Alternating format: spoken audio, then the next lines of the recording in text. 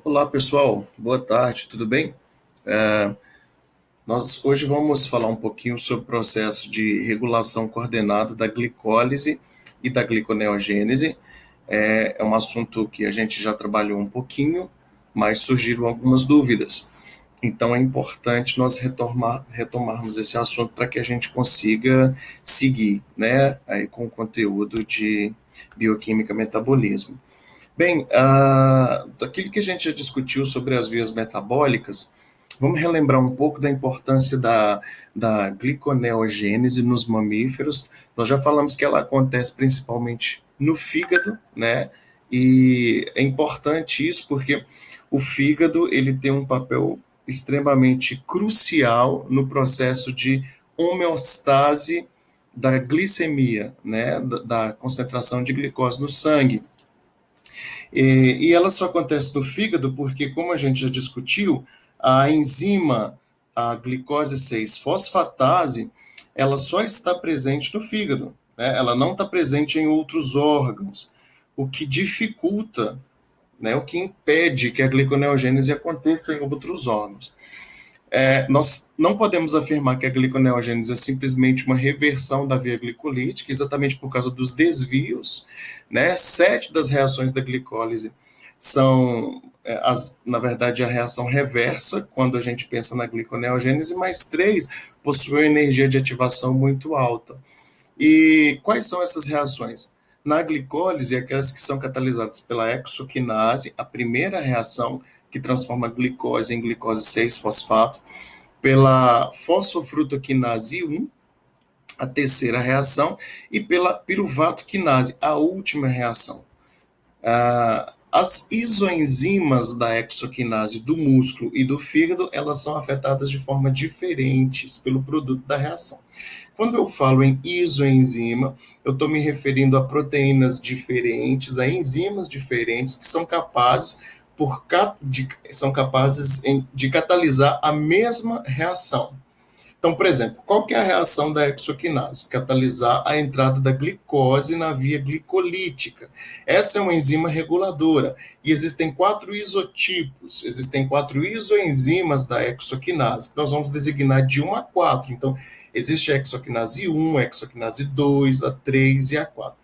Então, se são enzimas diferentes, elas são codificadas por 4 genes diferentes. No músculo, nós encontramos as isoenzimas das hexoquinases 1, 2 e 3, enquanto no fígado, a hexoquinase 4. Essas isoenzimas são reguladas de maneira diferente, como eu falei, exatamente pelo papel específico do fígado nesse processo de regulação, de homeostase da glicose sanguínea, tá bom? Então, o músculo, enquanto ele consome glicose somente para produzir energia, o fígado não. Ele é importante por manter a homeostase. É o fígado que vai remover ou produzir esse açúcar de acordo com as necessidades metabólicas do organismo, tá? Então, nos miócitos, a isoenzima mais abundante é a hexoquinase 2. Essa isoenzima tem alta afinidade por glicose, né? Então, em baixas concentrações de glicose, ela capta essa glicose, a glicose entra na célula pelo receptor GLUT2, então ela capta essa glicose e começa o processo de transformação muito rapidamente. Considerando, mais uma vez, para que a gente não esqueça, considerando a importância de geração de ATP no fígado para o processo de contração muscular, tá bom?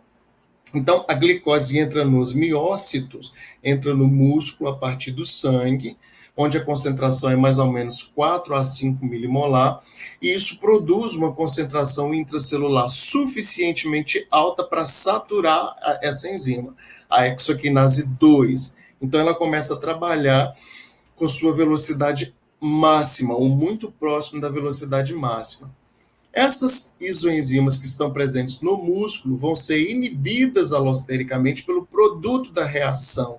Quando eu falo em ser inibida alostericamente, eu estou dizendo que existe um sítio alostérico que é diferente do sítio ativo, E a esse sítio alostérico vai se ligar a glicose 6-fosfato, que é o produto da reação.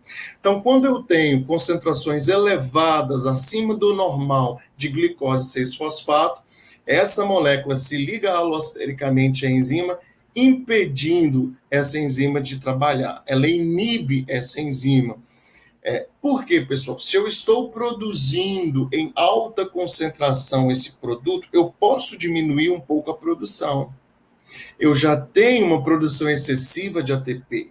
Lembrem-se sempre que moléculas que indicam suprimento energético geralmente vão inibir a glicólise. Enquanto que a isoenzima que está presente no fígado é a hexoquinase 4. E aí, mais uma vez, por causa do papel específico do fígado, a hexoquinase 4 ela vai ser regulada de uma maneira diferente. Olha só, a concentração de glicose na qual a hexoquinase 4 está 50% saturada é 10 milimolar. É muito maior do que a concentração normal de glicose no sangue, que varia de 4 a 5 milimolar. Então, para eu saturar essa enzima, eu preciso de uma concentração de glicose muito alta no sangue. Porque o fígado entende o seguinte: deixa que os outros órgãos utilizem a glicose para geração de energia. O fígado, só vai utilizar a glicose para geração de energia quando a glicemia estiver muito alta, estiver muito elevada. Então, após uma refeição muito rica em glicose, por exemplo, o que vai acontecer? O transportador de glicose que está presente nos hepatócitos é o GLUT2, e aí ele consegue equilibrar rapidamente as concentrações de glicose do citosol com aquelas que estão no sangue, de forma que isso vai permitir a regulação direta pelo nível de glicose sanguínea. Então, após uma refeição rica, o excesso de glicose vai ser transportado para o interior dos hepatócitos e a hexoquinase 4 começa a converter glicose em glicose 6-fosfato. Mas aí nós vamos ter um processo de regulação um pouco diferente, porque a hexoquinase 4 ela está presa ao núcleo da célula por uma proteína reguladora, que é específica do fígado. Então, essa proteína prende a enzima no interior do núcleo. Então, ela fica separada das demais enzimas que estão presentes no citosol. Lembrando que a glicólise ocorre no citosol, uma vez que as enzimas estão no citosol. Essa ligação ela é fortalecida pela frutose 6-fosfato. E a glicose começa a competir com a frutose 6-fosfato por essa ligação. Quando eu tenho concentrações muito elevadas de glicose no interior da célula, glicemia elevada após uma refeição rica em glicose, essa glicose entra nos hepatócitos por meio do GLUT2, eu agora tenho agora tenho uma concentração elevada de glicose no interior da célula. Isso faz com que a glicose comece a competir com a frutose 6-fosfato pelo sítio alostérico da enzima, desfazendo a ligação com a proteína reguladora. Então, percebam na imagem, eu tenho aqui o capilar sanguíneo, olha a seta do mouse aí, glicose elevada no sangue, que vai ser transportada pelo GLUT2 até o citosol. Vejam, no citosol eu tenho as demais enzimas da via glicolítica. Mas, inicialmente, a hexoquinase ela está no núcleo, presa por essa proteína reguladora. Quando eu aumento muito a concentração de glicose no citosol, a glicose entra no núcleo, desfazendo a ligação com essa proteína reguladora. A hexoquinase vem para o citosol e agora ela é capaz de realizar a sua reação, transformando glicose em glicose 6-fosfato.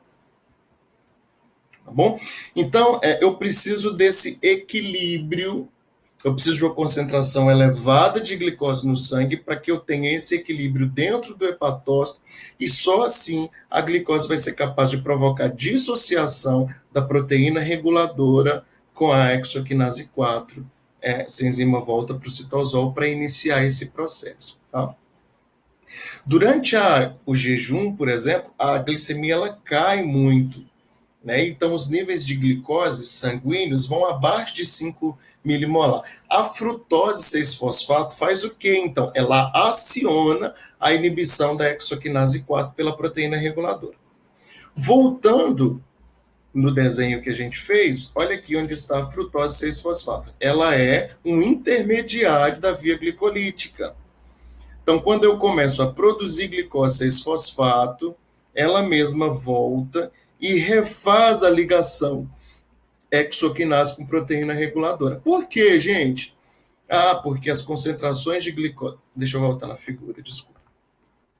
Porque as concentrações de glicose sanguínea, elas caíram, eu estou no período de jejum. Então, essa glicose que está no sangue agora não vai ser utilizada pelo fígado. O fígado permite que outros órgãos utilizem, como, por exemplo, o músculo. É mais importante geração de ATP lá no músculo nesse momento, porque o músculo precisa de muito ATP. E a hexoquinase 4, diferente das outras isoenzimas presentes no músculo, não é inibida pela glicose 6-fosfato. Então, ela pode continuar funcionando quando o seu acúmulo inibe completamente as hexoquinases 1, 2 e 3, por exemplo. Então, esse é o primeiro ponto de regulação, que é a reação da hexoquinase. No músculo, as hexoquinases 1, 2 e 3 são inibidas alostericamente pelo produto da reação, enquanto que no fígado, a hexoquinase 4 é inibida por uma proteína reguladora específica. O segundo ponto de regulação é a reação da fosfofrutoquinase 1. Essa enzima também está sujeita à regulação pela frutose 2,6-bifosfato, que a gente vai falar no final. Tá? Mas vamos ver aqui algumas particularidades desse processo de regulação. Tá bom? A glicose 6-fosfato, ela pode fluir para outras vias metabólicas. Então, glicose entrou na célula, encontrou com a hexoquinase, ela é transformada em glicose 6-fosfato. A glicose 6-fosfato é transformada, então, em frutose 6-fosfato. Então, essa glicose 6-fosfato, ela pode ir para outras vias metabólicas diferentes, não necessariamente a glicose. A reação catalisada pela fosfofrutoquinase, que transforma glicose 6-fosfato em frutose 6-fosfato, ela lança de forma irreversível a glicose na via glicolítica. Então, a partir do momento em que eu transformo, que eu produzo frutose 6-fosfato, não existe outra possibilidade. Essa molécula, ela permanece na via glicolítica para continuar sendo catabolizada e gerando ATP dessa maneira, tá bom? Então, essa enzima também possui sítios reguladores. Então, existem moléculas que ativam e inibem essa enzima, que a gente vai... Essas moléculas vão se ligar nesses sítios alostéricos, né, que a gente chama. O ATP, por exemplo, é uma molécula que indica sinal de energia abundante. Ela inibe a fosfofrutoquinase 1. A DP e a MP já indicam falta de energia. Então, elas diminuem a inibição pelo ATP, ou seja, a via vai ficar mais rápida. O citrato, na verdade, ele é um intermediário ele é produzido lá no ciclo do ácido cítrico. Então, tá vendo aí, ó, intermediário na oxidação aeróbica. Porque o piruvato vai virar acetil-CoA e o acetil-CoA vai entrar no ciclo do ácido cítrico, produzindo citrato ou ácido cítrico. Altas concentrações dessa molécula inibem também essa enzima. E a frutose 1,6-bifosfato já ativa essa enzima, tá bom? A frutose 1,6-bifosfato é um outro intermediário da via glicolítica. E o terceiro ponto de regulação é a reação catalisada pela piruvato quinase. É a última enzima. Basicamente, pessoal, concentrações altas de ATP, acetil-CoA e ácidos graxos de cadeia longa, todas essas moléculas aí indicam suprimento abundante de energia, vão inibir alostericamente a piruvato quinase. E aí essa enzima ela também possui uma particularidade, porque o fígado age de forma diferente do que os demais órgãos. Então nós temos a chamada isoenzima hepática, ou forma L, tá? Esse L é do inglês, do liver, né? Em inglês, fígado é liver. Então, a forma L da enzima ela é submetida a uma regulação adicional por fosforilação, que eu vou mostrar o desenho daqui a pouco para que a gente possa entender. E nós vamos ter a participação dos hormônios insulina e glucagon nesse processo aí, tá bom? Já no músculo, eu vou ter uma resposta um pouco diferente, lembrando da importância aí do fígado nesse processo de homeostase. Então, essa figura vai resumir, ó. Em outros tecidos glicolíticos, o que acontece? Eu tenho aqui a piruvato quinase, tá vendo? Vejam que está aqui, ó, piruvato quinase, formas L e M. L de fígado, né, liver, e M de músculo.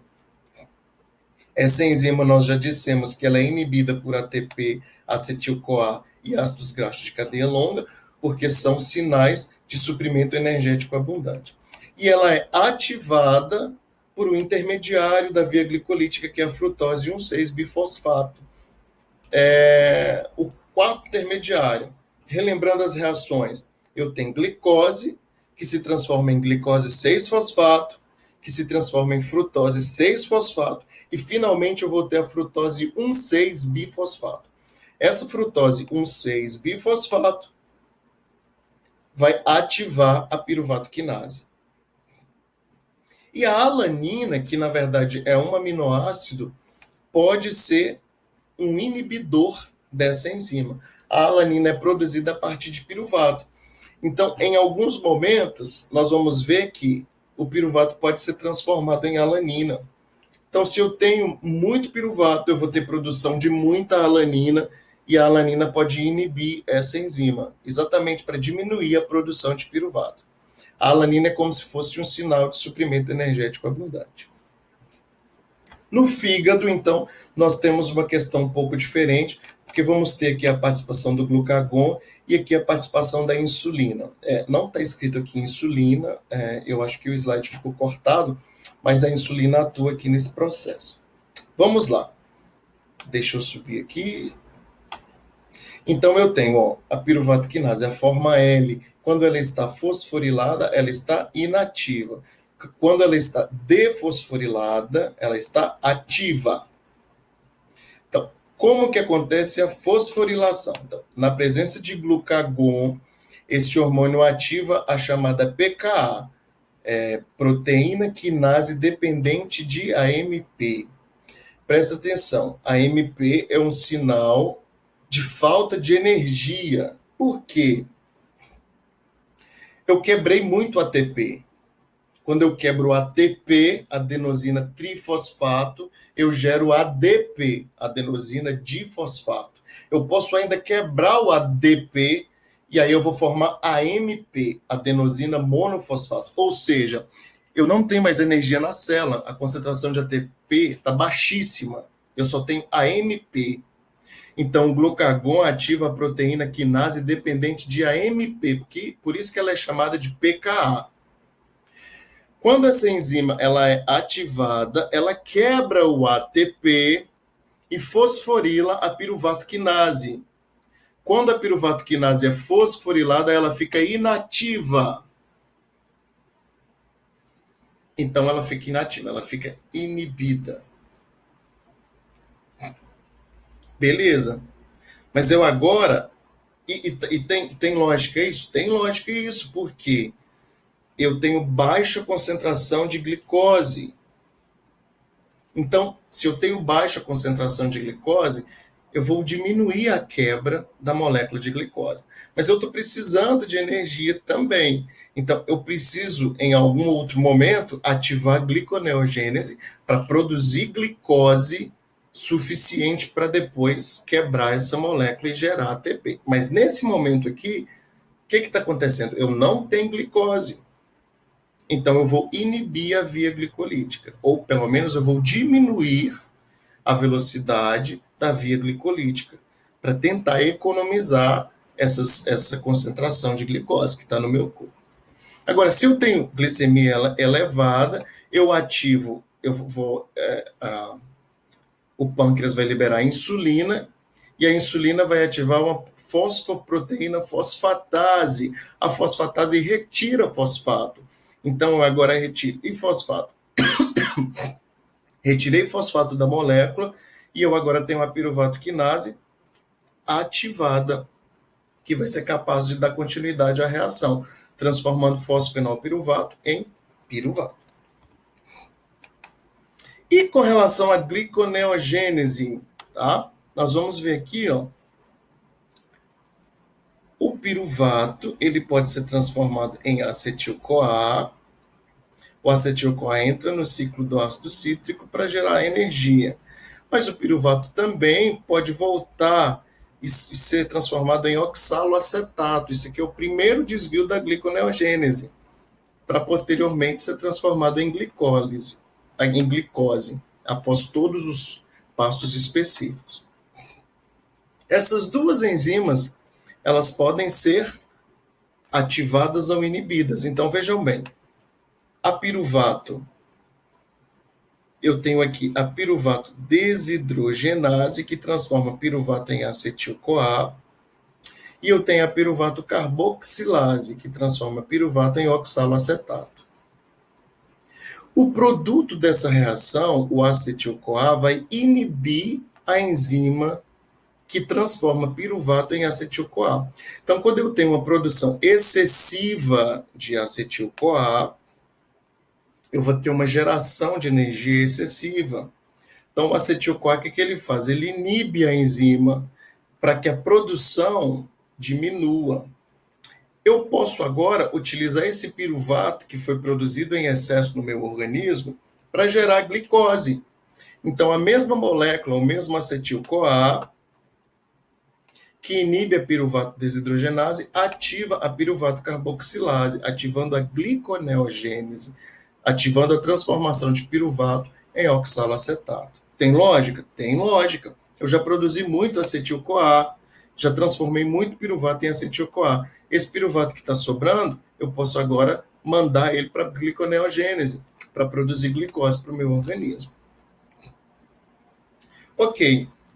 Falando agora da regulação coordenada da glicólise e da gliconeogênese, através da moléculazinha chamada de frutose 2,6-bifosfato, tá bom? Eu já falei da PFK1, a fosfofrutoquinase 1, é uma enzima da glicólise, ela transforma frutose 6-fosfato em frutose 1,6-bifosfato. E já expliquei para vocês que sinais que indicam suprimento energético, como ATP e citrato, inibem essa enzima, enquanto que sinais que indicam falta de energia ativam essa enzima. Aqui do outro lado da figura, eu tenho a indicação da FBPase 1, é a enzima da gliconeogênese, que transforma frutose 1,6-bifosfato em frutose 6-fosfato. É o segundo desvio da gliconeogênese. Essas duas enzimas, PFK1 e FBPase 1, são reguladas de forma coordenada, tá bom? Lembrando que a PFK1 transforma frutose 6-fosfato em frutose 1,6-bifosfato, enquanto que a FBPase 1 quebra frutose 1,6-bifosfato, ela retira o fosfato da molécula, transformando essa molécula em frutose 6-fosfato. E aí eu tenho o papel da frutose 2,6-bifosfato em todo esse processo de regulação. Essa aí, ó, é a frutose 2,6-bifosfato. E como que essa molécula ela vai regular essas duas enzimas que eu falei de forma coordenada? Basicamente, ela ativa a PFK1 e ela inativa a FBPase 1. Ou seja, na presença de frutose 2,6-bifosfato, eu vou ativar a glicólise e vou inativar gliconeogênese. Como que essa moléculazinha, frutose 2,6-bifosfato, é produzida? Ela é produzida por duas outras enzimas, que eu vou chamar de PFK2 e FBPase 2, tá bom? Então, é a fosfofrutoquinase 2 e a frutose 2,6-bifosfatase, que nós vamos chamar, para simplificar, de PFK2 e FBPase 2, tá bom? O que a PFK2 faz? Produz frutose 2,6-bifosfato. E a FBPase2 quebra frutose 2,6-bifosfato, produzindo frutose 6-fosfato. Essas enzimas, na verdade, elas são duas, uma proteína única, chamada de proteína bifuncional, que possui as duas atividades enzimáticas. Então, tá vendo que eu tenho aqui, ó, PFK2 e FBPase2. Aqui tá de novo, PFK2 e FBPase2. Quando esse complexo está fosforilado, a PFK2 está inativada. E quem é que está ativada? A FBPase2, ou seja, se eu ativar a FBPase2, eu vou quebrar frutose 2,6-bifosfato. Eu vou diminuir as concentrações dessa molécula no meu organismo. Quando esse complexo está sem fósforo, quem é que está ativo? PFK2, ou seja, eu vou produzir a moléculazinha frutose 2,6-bifosfato. Então, vejam bem, na presença de glucagon, que me indica baixa glicemia, eu vou ter ativação da proteína quinase dependente de AMP. Eu já expliquei para vocês que o ATP foi quebrado, eu agora tenho AMP, adenosina monofosfato, molécula que indica baixa concentração de energia. Eu tenho baixa concentração de energia porque eu não tenho glicose no meu sangue. Então, eu preciso produzir glicose. Então, o glucagon indica, tem baixa concentração de energia, eu ativo a proteína quinase dependente de AMP, e como o nome dela já disse, ela é uma quinase. A quinase vai adicionar fosfato no complexo. Se eu adiciono fosfato no complexo, quem fica ativo? A FBPase2. Se eu ativar FBPase2, eu diminuo as concentrações de frutose 2,6-bifosfato, inibindo a glicólise e ativando gliconeogênese. Eu estimulo gliconeogênese. Tem lógica? Tem, porque o glucagon me disse que tem baixa glicose no meu sangue, ou seja, eu tenho que ativar gliconeogênese para produzir glicose. Se a situação é inversa, se eu tenho muita glicose, eu tenho que quebrar essa glicose em excesso. Então, eu libero insulina no sangue. A insulina ativa uma proteína fosfatase, que retira fosfato do complexo. Quem está ativo agora? A PFK2. Então, eu vou produzir frutose 2,6-bifosfato, estimulando a glicólise e inibindo a gliconeogênese. Então, dessa maneira, essa moléculazinha consegue, de forma coordenada, regular as duas vias metabólicas, tanto glicólise quanto gliconeogênese. Nos próximos slides, tem toda essa explicação que eu falei para vocês. Tá bom? Eu espero que tenha clareado um pouquinho aquilo que a gente já discutiu sobre esse processo de regulação. Eu estou à disposição de vocês para qualquer outra dúvida que surgir. Um forte abraço.